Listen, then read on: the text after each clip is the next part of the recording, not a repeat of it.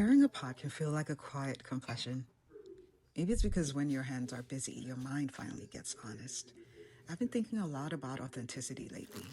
Not because I didn't know who I was, but because I didn't realize how often I was editing myself.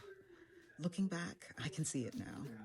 Before I spoke, I'd ask myself how my words would affect the relationship.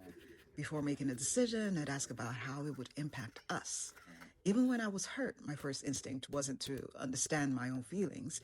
It was to ask whether expressing them would create distance. At the time, none of that felt unhealthy.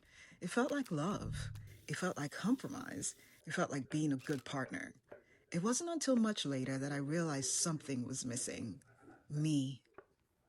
Not all at once, not dramatically, just little pieces of myself quietly traded away in moments that felt too small to notice. I don't think most people lose themselves overnight. I think it happens in whispers. The opinion you don't share because it's easier not to. The boundary you don't set because you don't want to disappoint. The dream you make smaller because it doesn't quite fit the life you've built with someone else. And one day you wake up trying to remember what your own voice sounds like underneath everyone else's expectations, including your own. Maybe that's why I find comfort here. Nothing here negotiates its nature. The beef doesn't become the mushroom. The mushrooms don't compete with the onions. Even the garlic has permission to be unmistakably garlic. They're all different. They're all necessary. Somehow that's exactly what allows everything to come together. These days, I'm learning that authenticity isn't about saying whatever you want or never compromising.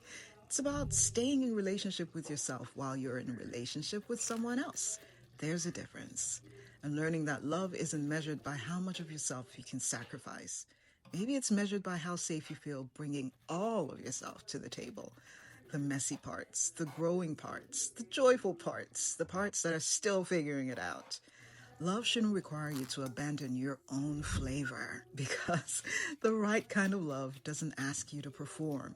It doesn't ask you to shrink. It doesn't ask you to become easier to hold.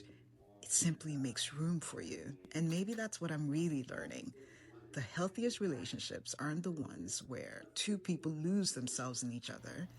They're the ones where two whole people keep finding themselves together.